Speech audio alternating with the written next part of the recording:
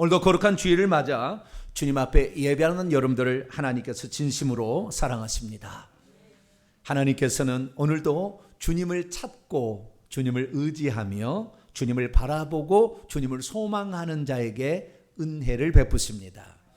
하나님은 모든 사람에게 다 은혜를 주시길 원하고 모든 사람이 구원받기를 원하며 모든 사람이 영적인 광활한 지식에 이르기를 원하나 우리가 하나님께 사모하는 심정으로 나오게 될 때에 사모하는 영혼을 만족해 해 주시는 줄로 믿습니다. 여러분의 심령이 주님을 사모하는 만큼 오늘도 풍성한 꼴로 여러분을 먹이셔서 여러분의 상처받은 영혼과 육신이 깨끗하게 치유받기를 원하며 후손이 복을 받을 수 있는 놀라운 길이 열려지게 되기를 간절히 바랍니다. 하나님께서 우리에게 베푸신 은혜는 무엇일까요? 하나님 우리에게 베푸시는 가장 큰 은혜는 아들을 속죄 제물로 이 땅에 보내주신 것입니다. 그래야 온 인류는 영원한 사망으로부터 건짐을 받을 수 있게 되었습니다. 하나님께서 오셔서 우리의 구원을 향한 모든 것을 다 이루셨습니다. 그렇기 때문에 구원은 100% 하나님의 은혜가 아닐 수 없습니다. 그러나 이 땅에 사는 모든 사람들이 다 구원의 은총을 받지 못하는 것은 하나님이 능력이 없어서가 아니고 우리가 하나님의 구원을 바라지 않았고 그 구원의 초청에 응하지 않았으며 구원을 받기에 합당한 자로서 우리가 주인입니다. 주님만이 나의 구원자입니다라는 그러한 고백이 우리에게 없었기 때문에 결국에 우리에게 그러한 구원의 은총이 전해지지 않는 것이죠. 하나님께서 전지전능하신데 못하실 것이 뭐가 있겠으며 하나님께서 자신의 자녀를 상속자로 만드시는데 천국에서 만들면은 못 만드시겠습니까? 다 만들 수 있는데 왜 하나님께서는 이 세상에서 하나님 자녀를 만들어서 천국에 데려가려고 하느냐 그거죠. 합당한 자만 데려가겠다는 거 아니에요? 원래 하늘의 천사들이 하나님의 수종 드는 자로 만들었는데 그들도 자유의지를 줬더니 결국에 하나님을 배워갔기 때문에 하늘이 쫓겨난 거 아니에요? 절대 배워가지 않는 자만 데려가겠다는 것이에요. 그래서 이 땅에 하나님께서 우리를 위한 구원을 다 그분이 준비하시고 그분이 다 십자가의 구속을 완성하심으로 그러나 너희들이 이 사실을 받아들인다면 너희들이 구원을 얻을 것이라고 구원으로 초청하고 있는 것이죠. 그런데 오늘날 얼마나 많은 사람들은 하나님이 우리에게 다 해주신다. 믿음도 주시고 회개도 하게 하시고 오게도 하신다. 물론 더 뒤돌아놓고 보면은 하나님의 은혜지만 오늘 우리가 구원을 이루어가는 우리 과정 속에서는 우리가 적극적으로 하나님 앞에 나와야 될 줄로 믿습니다. 만약 하나님께서 모든 것을 다 해주신다고 한다면 이런 말은 하지 말아야 돼요. 무슨 말씀입니까? 회개하라 천국에. 하나님이 회개시키면 되는 거지요. 강제로 입을 벌려서 찢어서라도 회개시키면 되는 거예요. 왜? 하나님이 능력이 없는 게 아니잖아요. 그런데 우리에게 회개하라 말하는 것은 회개할 책임은 우리에게 있다라는 거 아니겠어요? 뿐만 아니라 누구든지 목마르거든 내게로 와서 마시라. 누구든지 너의 인생의 고달픈 삶에 그것을 극복하고 진정한 평안을 누리기 원한다면 내게로 오라 할 때 우리가 주님 앞에 나가야 되는 것, 이것이 믿음인 줄로 믿습니다. 그래서 우리는 하나님께 보다 더 적극적으로 반응을 해야 되는 것입니다. 그렇다고 해서 우리가 반응한 것이 공로가 되는 것도 아니고 우리가 반응한 것이 능력이 되는 것도 아닙니다. 그것이 우리가 건짐을 받을 수 있는 어떤 조건이 되는 게 아니에요. 그것이 공로가 되고 행위가 되는 게 아닙니다. 단지 하나님의 베푸신 그 은혜를 나도 원합니다라는 고백이 되는 줄로 믿습니다. 그래서 사도들도 이와 같이 말했습니다. 뭐라고 말했습니까? 베드로 사도는 이렇게 했습니다. 너희가 회개하여 각각 예수 그리스도의 이름으로 세례를 받으라.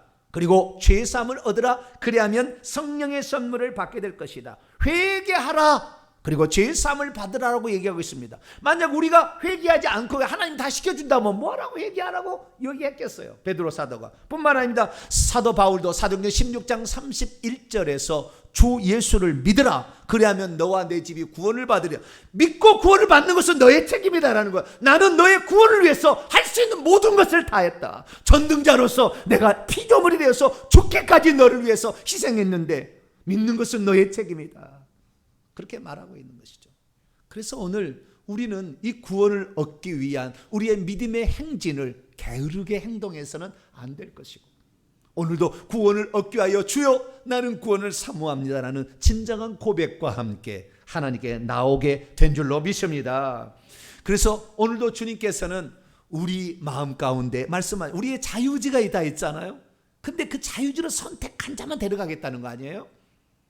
주님께서 요한계시록 3장 20절에 뭐라고 말했습니까? 내가 문 밖에 서서 두드리노구니 누구든지 내 음성을 듣고 문을 연다면 내가 그에게로 들어갈 것이다.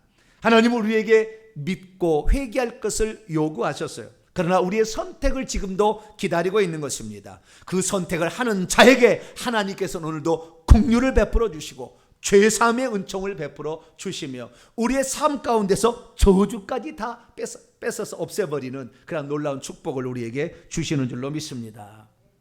그래서 오늘 저희들이 주님 앞에 이렇게 나와서 예배를 드립니다. 그런데 저는 지난 6개월 동안 말씀을 전하면서 이번에 아주 놀라운, 생각만 해도 가슴이 벅차고요, 생각만 해도 감사가 쏟아져 나오는 놀라운 말씀의 축복을 받았습니다. 생각지도 못한 거였는데 하나님께서 우리에게 그런 은총을 베풀어 준 것이죠. 왜냐하면 회개가 내 영이 구원받아 천국에 들어가게 해주는 도구라는 것은 분명히 맞지만 더불어 또 하나의 측면이 있다는 것이 선명해졌기 때문입니다. 다시 말해서 회개는 우리를 괴롭히고 힘들게 하고 우리의 앞길을 막고 우리의 자녀들로 하여금 저주 가운데 몰아넣고 있는 귀신들을 제어하는 능력이 회개에 들어있다는 것을 발견하게 된 것이죠. 사실 우리의 수고와 우리의 땀 흘림으로 우리는 복을 받아야 마땅했습니다. 우리의 자식들은 더 지혜롭게 그렇게 살아야 마땅했습니다. 그러나 실제는 어떻습니까? 우리가 땀 흘린 대로 우리의 소득을 얻었다면 우리는 지금 부족함 없이 살아야 되는데 그렇지 못합니다. 우리가 자식을 공부 잘할 수 있도록 얼마나 많은 배려를 했지만 자식이 다 그렇게 가지를 않아요.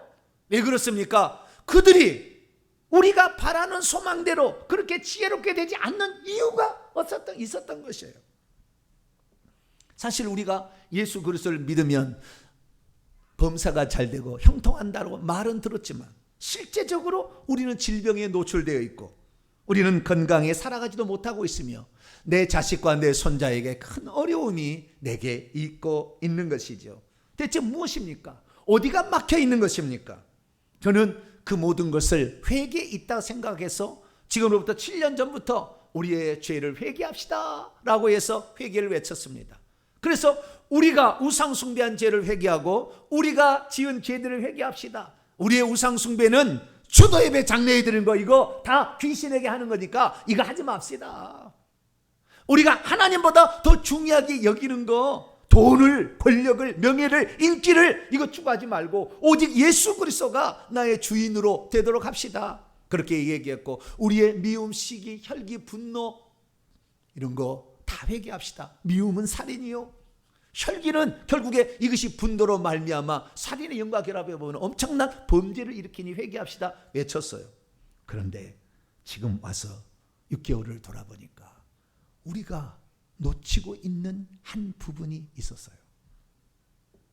그래서 오늘은 지난 6개월 동안 베푸신 하나님의 은혜를 어떤 말씀을 주셨는가를 점검하면서 내가 혹시 빠뜨리고 있는 것은 무엇이며 또 내가 정말 그것을 딱 낚아채지 못했던 그 영역이 어떤 부분인가를 다시 한번 점검하면서 오늘 맥주 감사 주일 이 예배를 통하여 지난 반년을 딱 점검하고 이제 이 말씀을 발판으로 삼아 도약할 수 있는 그런 성도가 되기를 축원합니다.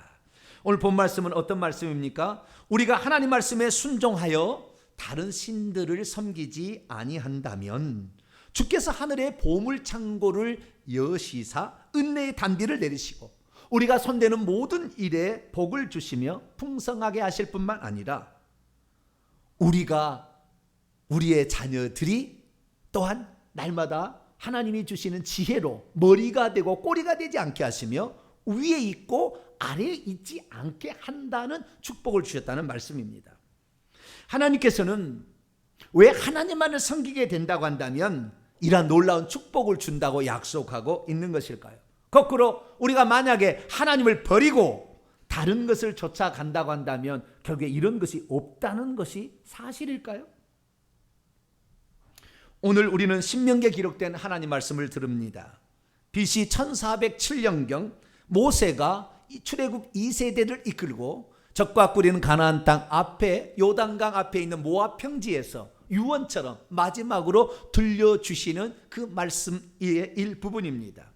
모세는 여기에서 그 출애굽 2세대들에게 장차 들어가 너희들이 저 땅에 들어가서 너의 자손 대대로 복을 받을 수 있는 비결은 이것이다 라고 그들에게 들려주었습니다. 어떤 말씀이었습니까? 다시 한번 보도록 하겠습니다. 여호와께서 너를 위하여 하늘의 아름다운 보물 창고를 여시사 내 땅에 때를 따라 비를 내리시고 내 손으로 하는 모든 일에 복을 주시리니 내가 많은 민족에게 빌려줄지라도 너는 빌리지 아니할 것이요 여호와께서 너를 머리가 되고 꼬리가 되지 않게 하심. 지혜롭게 하시는 거죠. 위에만 있고 아래 종노를 하거나 남에 팔리거나 이렇지 않게 하리니 오직 너는 내가 오늘 내게 명령하는 내 하나님 여호와의 명령을 듣고 지켜 행하며 내가 오늘 너희에게 명령하는 그 말씀을 떠나 좌로나 우로나 치우치지 아니하고 다른 신들을 따라 섬기지 아니한다면 이와 같게 될 것이다 라고 말씀을 하셨습니다.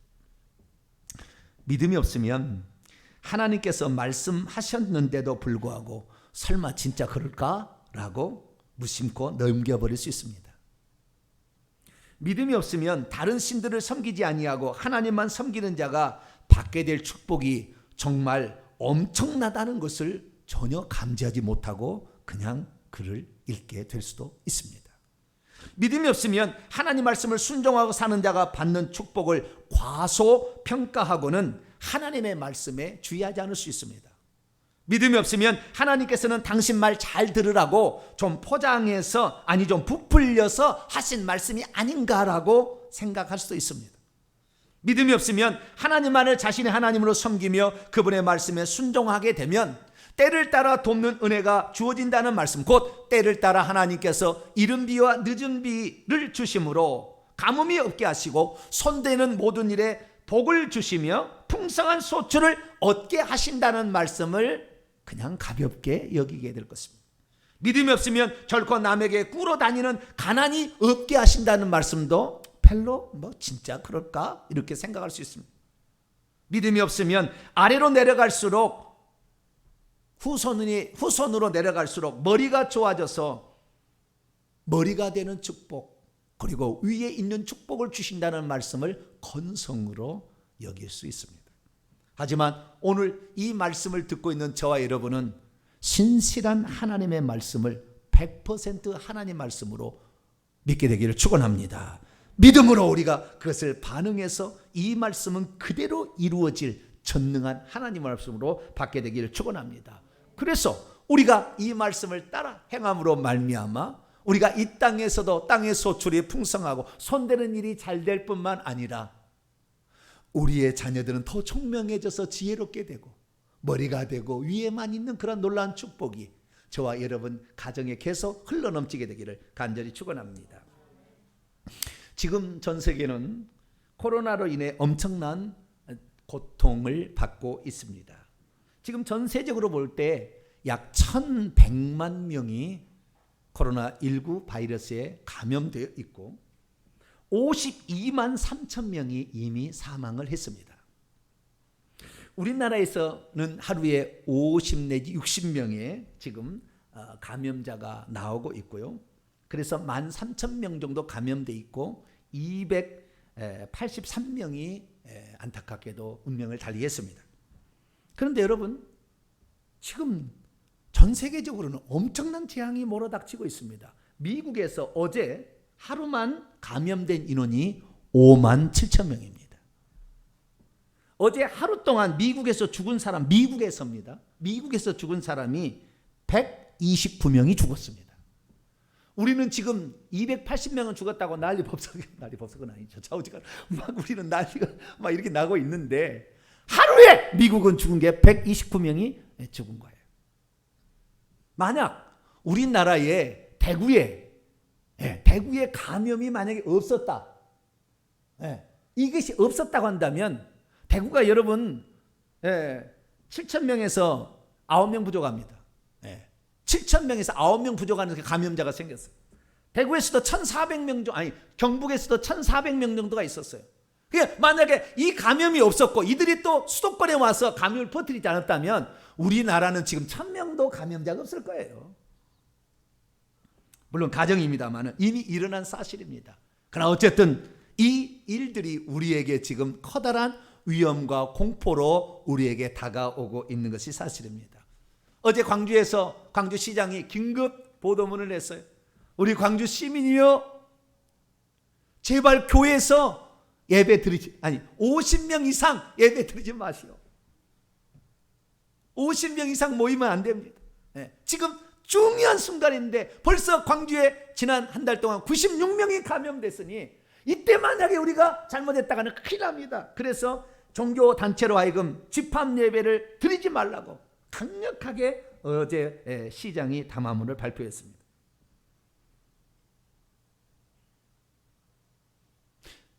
중국은 여러분 지금 어떤 상태에 있습니까? 코로나는 역시 하나님의 재앙인데요, 특히 믿는 자들에게 내리는 징계입니다. 왜냐하면 구약에 보게 되면 하나님의 백성을 칼과 기근과 전쟁으로 치잖아요. 그러면 그 쳤던 그 족속을 하나님이 심판해 버려요. 지금 중국은 엄청나게 재앙이 지금 천재지변에 대홍수, 폭우, 그 다음에 저 북쪽에는 6월 달에 대설이 내렸어요. 대설이. 전염병도 보통 전염병이 아닌 엄청난 전염병이 창궐하고 있습니다.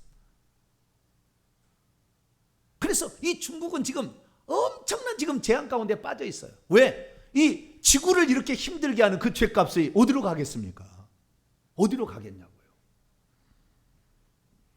정말 안타까운 것은 이 바이러스가 얼마나 전염력이 강한지 지금까지 나온 모든 바이러스가 최고인 것 같아요. 그래서 많은 사람들이 두려움과 공포심에 휩싸여 있습니다. 특별히 대한민국 사람은 어른을 존경하고 남들을 배려하는 마음이 많기 때문에 내가 혹시 감염되어서 다른 사람을 감염시키지 않을까, 난 사람을 회사가 문 닫게 되면 얼마나 많은 어려움을 처리해야 할까, 그것 때문에 더 몸을 사리고 있는지도 모릅니다. 그래서 이 대한민국에서는 모이는 것을 극도로 자제시키고 있는 것이 현실입니다. 그런데 그 결과는 과연 무엇에 오는가? 가장 타격을 입은 것은 사실 교회입니다. 교회는 새벽에도 모이고 낮에도 모이고 밤에도 모이고 기도해야 하는, 집에서도 모이고 교회에서도 모이고 카페에서도 모이고 늘 이렇게 모였어요. 그리고 기도도 하고 말씀도 듣고 공부도 하고 기도회도 하고 성경 공부도 하고 전도도 하고 수많은 일을 해왔는데 이제 그럴 수가 없게 되어버렸기 때문입니다. 교회의 힘이 제가 봤을 때 절반 이상은 아니요, 5분의 1 수준도 안 남은 것 같아요. 제가 아는 대부분의 대형 교회는 지금 2월 3월부터 시작한 이 오후 찬양예배 드리지 못하는 걸 지금도 못 드린다는 거예요. 거의 안 드리고 있습니다. 왜 그렇습니까? 식사를 하지 못하게 하니까, 식사하면 감염이 되니까. 그래서 식사를 대접을 못하니까 어떻게 오후 찬양 예배를 어떻게 하겠느냐 이거죠. 그래서 지금 오후 찬양 예배를 못 드리고 있습니다. 정말 교회가 이대로 손 놓고 그냥 무작정 흘러가야 되는 것인가? 여전도에도 못 모이고 전도에도 못 모이고 성경 공부도 엄두를 못 내고 있는 실정인 것입니다. 그런데 우리 교회는 작은 교회여서 그런지 지난 5월 둘째 주부터 우리 오후 찬양 예배를 드립시다 교회 운영위원회가 결정해 주셨고, 그래서 지금까지 오후 찬양 예배를 드리고 있습니다. 왜냐하면 식사를 준비해도 김밥 간단식으로 해서 이게 가능하기 때문에 그 일을 하고 있는 것이죠. 뿐만 아니라 우리 교회는 옛날부터 유튜브 방송을 통하여 방송 선교를 해왔기 때문에 온라인 예배로 전환하는 것이 어려움이 없었습니다. 특별히 이 코로나 사태로 말미암아 밖에 나가 전도하지 못하는 그 마음 가운데, 제 마음 가운데 하나님 감동 주시기를 지금은 내공을 쌓을 때다. 그래서 말씀에 집중했더니 그야말로 놀라운 말씀을 주셨습니다. 그래서 우리가 지금 그 말씀 가운데 푹 잠겨 있는 성도도 있고, 이 잘 지금 눈치채지 못한 사람은 지금 이 교회가 얼마나 큰 축복으로 지금 가고 있는지 잘 모르는 사람도 몇몇은 있을 거예요. 그런데 어쨌든 우리가 이 코로나가 우리의 재앙으로 다가온 게 분명합니다. 교회를 흩어버리고 모이지 못하게 하는 이 모든 것들은 결국에 하나님의 징계와 재앙임에는 분명하죠. 그런데 우리가 이 재앙 앞에서 우리가 할 수 있는 게 무엇인가? 우리는 말씀에 집중할 필요가 있습니다. 그래서 장차 하나님이 쓰실 그날을 대비하는 그런 믿음이 지금 필요한 거죠. 그래서 하나님께서 우리에게 많은 은혜를 베풀어 주셨는데요. 지난 전반기 동안 코로나가 시작되어서 지금 6개월이 지나고 7월 첫째 주에 들어왔는데 어떤 은혜를 베풀어 주실까 생각해 봤더니 하나님 많은 은혜를 베풀어 주셨습니다. 신천지 2단의 세력으로부터 시작된 코로나의 창궐로 말미암아 이단의 위험성을 살펴보게 되었습니다. 신천지에 사람들이 20만 명의 성도가 있다고 하는데 그 20만 명이 집을, 가정을 탈출하여서 부모도 버리고 그렇게 간 이유가 어디 있을까? 그때 살펴봤어요. 그랬더니 이들에게는 전혀 교회에서 듣지 못하는 새로운 성경 해석법에 속아 넘어간 거예요. 비유풀이 짝풀이라 해가지고 알레고리적 해석을 이렇게 해주게 되는데 그런 알레고리적 해석을 듣게 되면 뿅 가는 거예요. 왜? 한 번도 그런 설교를 들어본 적이 없으니. 알레고리 해석이 뭔지 아십니까? 알레고리 해석은 이런 거예요. 실체가 있잖아요. 실체가 있는데 그 실체에 그림자가 있을 거 아닙니까? 그러면 이 그림자를 설명하는 방법이에요. 실체는 놔두고 그림자를 설명하는 거예요. 그런데 이 그림자는 동그랗지만 그것이 원뿔로 되어 있는지 아니면 원통으로 되어 있는지 알 수가 없잖아요. 사실 이 그림자만 보게 되면 동그랗게 보게 되면 여기에 뭐가 있었는지 잘 모른다 그 말이에요. 이것이 얼마나 길게 있는지 얼마나 짧게 있는지 알 수가 없어요. 그러니까 이 그림자만 설명을 해나가는 방식을 따라가면 이 설명을 해주는 사람의 의도에 완전히 몰입될 수밖에 없다고요. 그러니까 교주가 자기를 위한 것으로 설명해도 아무도 모르게 넘어가게 되는 거예요. 그래서 성경에 몇 번 나오지 않지만 알레고리 해석이 나오기도 합니다. 그러나 그 알레고리 해석은 주님께서 반드시 실체가 뭔지를 설명해 주므로 알레고리에 빠지지 않도록 했어요. 그래서 초대 교부 가운데 오리겐까지 이 알레고리 해석이 하다가 교회에서는 이거 하지 말자, 이거 위험한 거다 해서 교회에서는 안 한 거예요. 그런데 그것을 21세기에 끌어와서 사람들이 얘기하니까 얼마나 뿅 가겠어요. 듣는 사람이 그냥 뿅 가는, 성경 말씀이 이런 의미가 있었나, 이런 말이 있었나, 그냥 뿅 가게 되는 거죠. 그러나 우리는 그런 위험하게 빠지지 말아야 돼요. 예수님이 도둑같이 온다는 것을 알레고리로 해석해 보세요. 은밀하게 와서 보물을 훔쳐간다. 얼마나 그렇답니까? 그러나 주님께서는 그것을 느닷없이 갑자기 돌발적으로 온다는 말씀으로 쓴 것이지 은밀하게 해서 보물을 훔쳐간다는 내용으로 쓰지 않았어요. 그런데 그것을 알아들으는 거예요. 그것을 가르치면 와, 이런 비밀이 성경에 감추어 있었네. 환난 전에 우리는 올라간다. 다 고난을 통과해야 될 거예요. 그런데 환난 전에 올라간다는 말로 이런 걸 다 가지고 갖다 쓰는 거예요. 이것이 오늘날 알레고리 해석의 종말론자리 쓰는 겁니다. 우리들은 예수님께서 그리고 사도들이 쓰는 방법을 써야 되는데 그것은 예표론적인 성경 해석 방법이에요. 예표론적인 성경 해석 방법이 뭐냐? 요한복음 5장 39절에 주님이 그렇게 말씀하셨어요. 너희가 구약 성경에서 영생을 얻는 줄 생각하고 성경을 연구하지만 이 성경이 곧 내게 대하여 증언한 것이라. 구약 성경의 모든 말씀은 자기가 마음대로 해석하는 것이 아니라 오직 예수 그리스도가 누군지를 예표로 미리 설명해 준 거다. 이 민수기 21장에 십자가에 이 매달려 죽으실 예수 그리스도를 장대 위에 높이 달린 노뱀으로 예표로 보여주고 있다고. 그러니까 그 노뱀을 통하여 예수님이 어떻게 돌아가실지를 아는 것이지 자기 무슨 신비한 어떤 해석을 해가지고 사람을 호리는 게 아니다 그 말. 그래서 결국에 우리는 지난 이 6개월 동안 전반기에는 뭐였습니까? 성경 해석의 가장 바른 방법은 이 성경을 알레고리로 해석하는 것이 아니라 예표론적으로 해석해야 된다라는 말씀을 드렸습니다. 그 예표론적으로 가장 해석을 잘하는 사람이 바울이고 그 예표론적 해석의 꽃은 히브리서였다라는 말씀을 우리가 살펴보았던 거죠. 그리고 성령 강림 주일을 맞아 이제 엄청난 또 2달 전부터 말씀을 나누기 시작했는데, 성령과 귀신의 세력에 대한 엄청난 새로운 시각이 열리게 되었습니다. 특별히 성령의 은사에 대한 새로운 발견이 있었는데요, 그 중에서도 예수 그리스도께서 승천하기 전에 제자들에게 너희는 이 성을 떠나지 말고 위로부터 능력으로 옷 입히울 때까지 이 성에 머물러 있으라. 오직 성령이 너희 위에 내려오시면 너희가 능력을 받고 복음의 증인이 되어야 된다라고 말씀하신 것이죠. 그래서 성령 세례를 약속했는데, 그 성령 세례로 말미암아 주어진 첫 번째 은사는 전부 방언이었고, 방언의 은사는 능력이라는 측면은 아닙니다. 왜냐하면 방언이라는 것은 성령께서 생명을 가지고 우리의 영 속에 들어오심으로 우리 영이 살아남으로 애가 태어나면 응애하듯이 방언을 말하는 거니까 이것은 기본적으로 다 임하는 거예요. 그럼 능력이 뭔가를 사도행전을 통하여 살펴봤더니 그 능력은 딱 2가지로 나타났어요. 하나는 기적을 행하는 능력이었어요. 2번째는 귀신을 제어하는 능력이었어요. 이것을 능력을 받아서 가야 된다라는 것으로 주님께서는 말씀하신 거예요. 그래서 예수 그리스도께서 제자들을 세상에 파송할 때 능력을 가지고 가라. 그런데 아직 성령이 그들 위에 성령 세례로 오기 전이므로, 그러나 그들에게 필요한 것은 귀신을 제어하는 능력이 없으면 복음을 증거하기 어렵다라는 걸 아셨기 때문에 주님께서 이렇게 말씀하셨어요. 12 제자에게 주님이 아직 오순절 성령 강림 전의 사건입니다. 모든 귀신을 제어하며 병을 고치는 능력과 권세를 주시고 하나님 나라를 전파하게 하셨다. 그래서 우리가 하나님의 그 능력을 받아야 된다는 거예요. 그 능력은 귀신을 제어하는 거예요.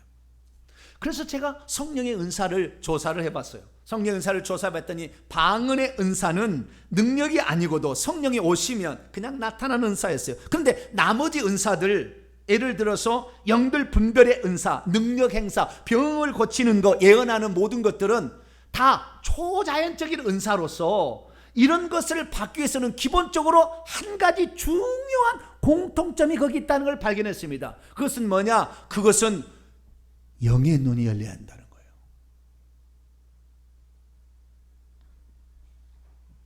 귀신이 내 몸 어디에 붙어 있는지, 귀신이 나를 지금 어디에서 공격하고 있는지 나는 전혀 보지도 못하면서 귀신하고 어떻게 싸우냐고 말해요. 귀신이 지금 내 머리에 붙어 있는지, 내 귀에 붙어 있는지, 내 심장에 붙어 있는지, 내 자식에 붙어 있는지 내가 볼 수 없는데 어떻게 싸우냐고 말이에요. 자, 전진! 어디로 갈까요? 몰라! 무조건 총 쏴! 아무리 쏴봤자 귀신이 보고 웃을 거 아닙니까? 저놈은 보는데 나는 보는 것은 불법, 이게 균형이 안 맞는 거예요, 균형이. 그래서 우리가 이 병을 고치려면 그 병을 주고 있는 그 귀신이 딱 그 위를 붙잡고 있잖아요. 우리가 이 뭡니까? 이 조상의 제사 지내면서 그 음식을 먹게 되면 위장과 대장, 이쪽 췌장암이 생겨요. 이쪽이 딱 붙잡고 어디에 붙잡고 있는지를 봐야 될 거 아니에요. 그런데 우리가 못 보니까 귀신 들려도 나간다 그러고 딱 숨어버리는데 우리가 모른다 그 말이에요. 그러니까 나갔다 그러고 박수치고 할렐루야 그러고 이제 귀신이 웃어버린다 그 말이에요. 너희는 나를 모르지. 여러분, 귀신이 무서워하는 사람이 어떤 줄 아세요? 자기를 보고 있는 사람을 알게 돼 깜짝 놀라는 거예요. 예전에는 나가라 그래서 그래서 딱 숨었어요. 그랬더니 목사님이 너무 좋아요. 할렐루야, 하나님 역사하셨다고 박수를 치고 있어요. 그런데 목사님이 심장이 붙어 있는 너 왜 안 나오고 있어? 가씨. 오, 어떻게 알았지? 귀신이 제일 무서워하는 것은 자기를 보고 있을 때 그런 거예요.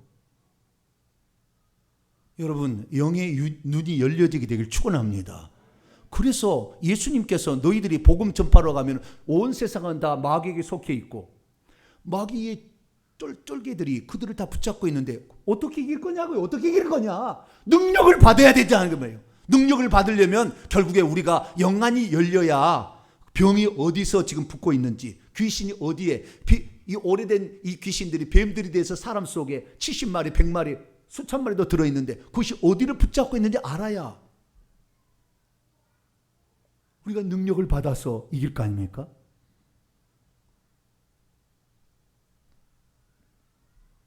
저는 그래서 이번에 이 말씀을 다시 한번 확인하면서 성령의 은사, 이 성령의 은사에 가장 중요한 정말 능력으로 옷 입으려면은 영이 열려져서 귀신만 볼 것이 아니라 우리도 귀신을 보고, 우리도 천사를 보고, 우리도 환상을 보고 그들을 처리해야 되는구나 라는 사실을 알게 됐어요.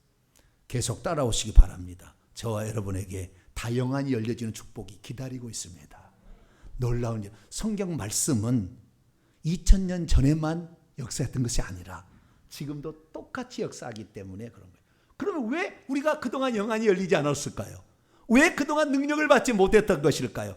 그것은 우리와 우리 조상이 지은 죄가, 우상 숭배의 특별히 죄가 우리의 머리를 꽉 붙잡고 있기 때문에 영안이 안 열린 거예요. 저는 과거에 이 우상 숭배의 죄의 위험성에 대해 얘기했습니다. 귀신에 관한 설교를 많이 했습니다. 적어도 35편 이상의 설교를 했어요. 그랬더니 많은 사람이 저에게 찾아와서 귀신 상담을 해줘요. 그런데 내 앞에서 속이는 거 있죠? 틀림없이 귀신 들려왔는데 자기는 귀신 안 들렸대요. 내 앞에서 속이더라고. 왜? 귀신은 내가 못 보는 걸 알고 있었던 거죠. 몇 번 상담해도 안 돼요. 왜? 그 귀신이 속여버려, 그 사람. 그래서 제가 얘기했어요. 당신이 귀신으로부터 해방을 얻기 위한다면 귀신은 단지 그냥 당신이 죄 지었어도 들을 수 있지만 분명히 성경 말씀에 출애굽 20장 5절에 3, 4대까지 그 죄값을 하나님 물은다 그랬기 때문에 그 죄가 들어옵니다. 그러니 당신이 조상이 우상 숭배한 죄를 회개하셔야 됩니다. 십계명의 죄를 회개하라고 제가 그렇게 얘기를 했어요. 그런데 지금 돌아보니까 정작 나는 회개를 안 했더라고. 내가 왜 영안이 안 열리나? 왜 그 초자연적 은사들이 우리에게 기도해도 안 오나? 라고 살펴봤더니 내가 과거에 저는 18살에 예수 믿고 18살이 되기 전에 온갖 우상을 숭배하고 살았어요. 조상에게 제사 다 열심히 드렸어요. 열심히 드렸어요. 그 정성 어마어마. 음식 먹고 살았어요. 석가, 부처, 4월 초팔이 되면 떡에 가서 그 다음에 무엇을 연등 달고 다 했어요. 그것만 했습니까? 해마다 연말이 되면 무당과 점쟁이를 찾아가지고 올해 어떻게 하면 좋을까요? 물어봐서 무당이 시킨 대로 그대로 순종하며 살았어요. 뿐만 아니라 온갖 미신들을 제가 다 섬기며 살았더라고요. 그런데 그 모든 죄를 예수 그리스도를 믿으면 다 용서된 줄 알았어요. 그래서 이제부터 주대배 장례배 안 드리고 우상숭배 안 하고 이제부터 하나님 외에 다른 것들을 하나님 안 섬기고 내가 살리라고 생각하고 그거 제일만 기도하지 않은 죄, 충성하지 않은 죄 뭐 그런 거 회개했지. 내가 예수 믿기 전에 그렇게 많은 우상숭배하고 살았던 죄는 회개하지 않았던 거예요. 그러니까 영안이 안 열리는 거예요. 능력이 안 오는 거예요. 능력이. 저는 과거에 어떻게 배웠냐면 사람이 은사, 초자연적 능력을 받으려면 기도원에 올라가서 나무 뿌리를 2뿌리를 뽑아야 된다고 얘기 들었어요. 얼마나 차례 기도하면서 그래서 나무 뿌리를 뽑을 정도로 기도를 하면 은사가 온다. 그래도 안 되면 금식을 40일 금식을 2번씩을 하게 되면 은사가 온다. 이런 얘기를 선배들로부터 들었어요. 난 그런 줄 알았어요. 그래서 내가 언제 40일 금식을 기도하나, 언제 나무 뿌리를 뽑나 생각하고 있었어요. 근데 그게 아니었어요. 기도의 분량이 부족해서가 안 온 게 아니라 내가 지은 우상 숭배의 죄를 회개치 않아서 그놈들이 영적 세력이 내 머리를 꽉 붙잡고 내 몸을 꽉 붙잡고 있기 때문에 하나님의 능력이 나타날 수가 없었던 거예요. 그 죄를, 내가 지었던 죄를 철저하게 회개해서 용서를 받으면 즉각적으로 은사가 오는 건데 그걸 몰랐던 거예요. 특별히 내가 지은 죄만이 아니라 우리 조상이 지었던 죄를 회개해야 되는 거예요. 그런데 그 죄를 회개치 아니하고 그렇게 살아왔으니 그 조상이 지은 죄가 3, 4대까지 내려와서 우리가 온 겁니다. 여러분, 사람이 죽게 되면은요, 그 속에 수많은 영적인 존재가 있어요. 이스라엘 민족은 조상이 지은 죄를 많이 회개했다는 말이 많지 않아요. 몇 사람의 영적인 선각자들이 그런 일을 했어요. 왜 그렇습니까? 그거는 조상 대대로 하나님 섬겨온 민족이거든. 그냥 그거는 하나님이에요. 그런데 우리나라는 2대 3대 말하면 조상 대대로 불신자였어요. 조상 대대로 우상숭배했다 그 말이에요. 조상 대대로 저주받을 영을 끌어와가지고 그 영이 어디로 갑니까? 안 가는 거예요. 다 죽으면 어떻게 해요? 죽으면 손자로 가는 거예요. 손자로. 자식은 이미 컸기 때문에 손자에게 내려가는 거예요. 증손자에게 내려가는 거예요. 여러분, 예수 그리스도를 믿었더라도 내가 우상 숭배한 죄를 회개치 아니하면 속에 있는 영적 세력이 자식에게 가는 거예요. 손자에게. 그걸 회개해야만이, 회개할 때 어떤 일이 일어나는 줄 아십니까? 내가 조상이 지은 죄라 내가 지은 우상 숭배의 죄를 회개하면 그 영이 우리에게서 빠져나가서 영원히 없어질 장소로 가버립니다. 영향을 안 미치는 거예요. 예수 믿으니까 나는 괜찮겠지 하고 있었지만 괜찮지 않은 거예요. 괜찮았다면 다 잘 돼야지. 내 자식은 총명해져야지. 머리가 되어야지. 질병이 없어야지. 손대는지 다 복을 받아야지. 때를 따라 하나님께서 돕는 은혜를 주셔서 풍성함이 있어야지. 그런데 우리는 사실 그러지 않았거든요. 왜 그렇습니까? 예수 그리스도를 믿고도 과거의 죄를, 내가 우상숭배한 죄를 회개했어야 되는데 그 죄를 회개하지 않은 거예요. 우리가 착각한 것이 무엇인지 아십니까? 예수를 믿으면 과거의 지은 죄가 다 용서된다고 들었던 거예요. 그러나 성경에 단 한 구절도 그런 말씀 없습니다. 예수 믿으면 과거에 지었던 죄가 다 용서된다는 말이 단 한 구절도 나와 있지 않습니다. 우리가 착각했던 거였어요. 저와 여러분, 과거 여러분이 예수 믿기 전에 우상 숭배한 죄를 날마다 철저하게 회개할 수 있게 되기를 축원합니다. 회개하게 될 때 귀신이 힘을 잃어버리고 빠져나가기 시작하는 거예요. 떠나가는 거예요. 그래야만이 내 영이, 내 머리가 깨끗해지게 될 때에 하나님의 빛이 바로 들어와 버리는 거예요. 능력이 바로 들어오는 거예요. 영안이 열리기 시작해서 상대방의 영적, 내가 깨끗하기 때문에 성령의 역사에서 성령의 눈으로, 하나님의 눈으로 사람을 보기 때문에 그 사람의 영적 상태가 바로 보이게 된다 그 말이죠. 그래서 우리는 내 죄만 회개할 것이 아니라 내 죄도 있습니다. 나는 그 기도문 하면서 제가 느끼는 게 뭐냐면 1000번, 100번, 1000번 추구해야 될 마땅을 저희들을 살려주셨다는 거. 저는 많이 죽을 뻔했어요. 왜? 내가 우상숭배를 많이 했거든요. 저는 3일 동안은 식음을 전폐하고 알아본 적도 있어요. 초등학교 때. 죽을 뻔했어요. 거의 죽을 뻔했어요. 엄마가 얼마나 제가 죽을까 염려가 되었으면 지나가는 스님 불러다가 이름 바꾸래야 산다고 해가지고 병태라는 이름이었는데 병진으로 중이 이름까지 바꿔준 사람이에요. 온갖 우상 책에 가득했던 사람. 나를 하나님이 죽이지 아니하고 그 순간에 나를 살려주셨어요. 나중에 제가 병원에 가서 이 비형 간염 검사에 그거 해보려고 하니까 이미 항체가 형성되어 있더라고요. 그 과정이 내가 죽이려고 했었던 거죠. 과거의 우상숭배죄가. 그런데 제가 살았더라고요. 여러분, 내 죄만 회개한다고 그러니까 아니라 3, 4대 것이 다 그 영적 세력이 넘어오는 거예요. 다.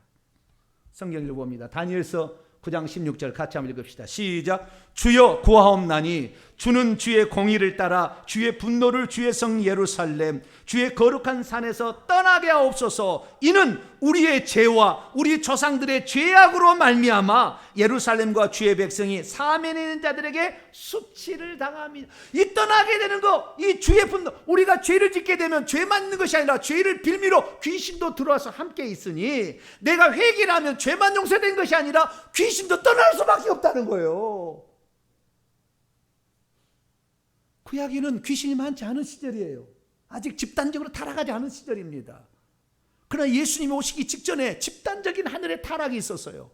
그래서 복음서에 보면 온갖 귀신을 쫓아내는 거 예수님의 공생의 3분의 1 사역입니다. 왜? 귀신들이 그를 붙잡고 있으면 하나님의 빛이 비칠 수가 없다 이거예요. 저와 여러분, 내가 우상숭배한 죄를 날마다 회개할 수 있게 되기를 축원합니다. 그리고 내 죄만 회개할 것이 아니라 내 조상들이 지었던 죄를 회개해야만이 내게 있는 모든 영적 세력이 다 떠나서 하나님께서 멸망시킬 그 장소로 가서 없어지는 것이지 내 후손에게 갈 일은 없다 그 말이에요. 내 후손이 내 자식이 말한다고 맨날 야단칠 게 아니라 내가 80%의 잘못이 있는 거예요. 이 자식이 잘못된 것은. 나에게. 내가 회개치 않은 죄가 있어서 그 영향이 이렇게 그대로 가고 있는 거예요. 오늘 신명기의 말씀은 왜 우리가 그동안 하나님께서 주시고자 하는 축복을 받지 못하고 살아왔는지 그 이유를 분명히 밝히고 있습니다. 그것은 하나님을 모르고 하나님을 버린 채 다른 신들을 섬겼고 하나님의 말씀을 따르지 아니하고 무당과 점쟁이의 말을 따랐기 때문에 그렇다고 말합니다. 그렇습니다. 우리와 우리의 자손이 복을 받게 하려면 우리는 다른 신을 섬긴 죄를 처절하게 회개해야 합니다. 나무 뿌리를 뽑는 시간이 중요한 것이 아니라 그 죄를 얼마나 회개했느냐에 따라서 성령의 능력이, 은사가 거기에 나타나는 것이지, 금식했다고 주는 것이 아니라고 말해요. 도움은 되겠지만 금식했다고 될 일이 아니라 죄를 회개하는 일을 했어야 된다는 거예요. 뿐만 아니라 우리 스스로 자범죄를 저지른 것도 말미암아 악한 영이 우리에게 들어오도록 만든 거예요. 우리가 교만하게 행동할 때 교만의 영이 들어옵니다. 우리가 음란하여 음란물을 보게 될 때 음란의 영이 들어옵니다. 혈기와 분노를 일으키게 될 때 혈기와 분노의 영이 들어옵니다. 우리가 낙태를 행할 때 살인의 영이 들어와서 우리의 자녀가 임신하기 어렵습니다.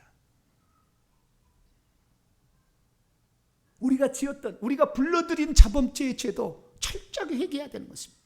그렇지 않으면 그 죄가 내가 죽을 때 예수 믿어도 그것이 있다가 세력이 넘어가는 거니까 날마다 죄를 회개할 수 있게 되기를 축원합니다. 우리가 회개치 않아서 그랬던 거예요. 그러니까 회개는 우리의 구원을 위한, 우리의 영혼이 구원받기 위한 회개의 측면도 있지만 우리의 자녀와 내 삶과 내 건강에 저주가 오지 않도록, 저주가 떠나게 하는 또한 중요한 수단이었던 것을, 우리는 우리가 지었던 죄도 회개하지 않고 예수만 믿으면 되겠지라고 생각했던 것이 오늘날에 예수 그리스도를 믿어도 이 어려움에 이 막히고 모든 것이 안 되는 일의 결정적 요인이었다 그 말이죠. 주님 분명히 말씀하셨습니다. 출애굽기 20장 5절 다시 한번 읽어볼까요? 시작. 그것들 우상들에게 절하지 말며 그것들을 섬기지 말라. 나 내 하나님 여호와는 질투하는 하나님인즉 나를 미워하는 자의 죄를 갚되 아버지로부터 아들에게로 3, 4대까지 이르게 하거니와. 우리는 우상숭배하지 않았어도 우리의 조상이 우상숭배했습니다. 2, 3대만 올라가면 1000년, 2000년 이상을 우상숭배했습니다. 아니, 우리 조상이 우상숭배할 때 우리는 씨로서 허리에 이미 있었기 때문에 같이 동참한 거예요. 그 죄를 우리가 회개해야 되는, 그 죄를 회개치 않고 남아 있어서 오늘 우리의 문제가 생긴 것이죠. 믿음이란 무엇입니까? 내가 예수 믿었다고 모든 것이 끝났다고 생각하는 것이 아니라 예수 믿기 전에 우상숭배한 죄를 철저히 회개하는 것입니다. 그리고 우리 조상 대대로 하나님을 섬기지 아니하고 다른 신들을 섬겼던 죄를 회개하는 것입니다.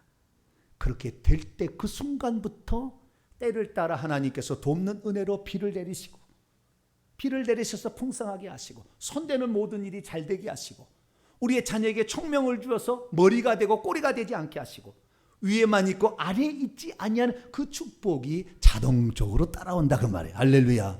이 엄청난 일. 그런데 제가 이렇게 얘기하지만 그것은 제가 여러분을 대신할 수 없어요.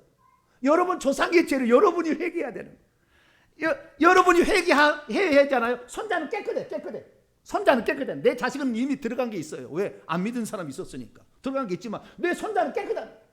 아직 안 들어갔어요. 깨끗하는 거예요. 우리가 손자를 위해서, 아직 손자를 보지 못한 사람이 있습니까? 여러분의 죄를 철저히 회개하면 태어날 때부터 깨끗하게 태어납니다. 저들은 하는 대로 복을 받게 될 것이에요. 저들은 계속 지혜가 총명이 임할 거예요. 그런데 우리가 회개치 아니해서 우리에게 있는 이 더러운 영이, 저주받은 영이 졸이 들어가서 저들을 힘들게 한다고. 이제는 우리는 하나님의 말씀을 다시 돌아봐야 합니다. 다른 신을 섬기지 아니하고 내 말에 순종하면 이렇게 될 것이다. 신명기 28장 12절 14절 말씀을 가슴에 새기면서 내가 회개해서 내 자식들은, 아니 내 몸은 건강하게 살고 내 몸은, 내 자식들은 좋은 것만 물려주리라 다시 한번 하고, 우리가 처절하게 그 회개가 내 성령께서 내 마음 가운데 이제 너의 죄 용서됐다라고 할 때까지 처절하게, 얼마나 될지 모르겠어요. 최소 2개월, 최소 몇 개월, 아니 1년이라도 2년이라도 계속 회개해서 여러분의 삶이 오늘 이 말씀으로 말미암아 완전히 새롭게 펼쳐지게 되기를 간절히 바랍니다. 거룩하신 하나님 감사합니다. 예수 그리스도만 믿으면 모든 죄를 용서받는다는 성경에도 없는 가르침을 우리는 그냥 믿었습니다. 나는 예수 믿으니까 내 자식은 괜찮겠지 생각했으나 내 자식은 더 어려움이 있고 내 손자들까지 그 영향이 있었습니다. 하나님, 그것이 내가 지은 우상숭배의 죄를 회개치 않은, 아니 우리 조상들이 그 죄를 회개치 않아서 넘어온 것이었습니다. 하나님, 예수 그리스도를 믿고 회개해야 죄도 용서되고 귀신도 영향을 미치지 않는 사실을 알고 날마다 간절하게 회개하는 저희들 되게 해 주옵소서. 우리 주 예수 그리스도의 이름으로 기도하옵나이다.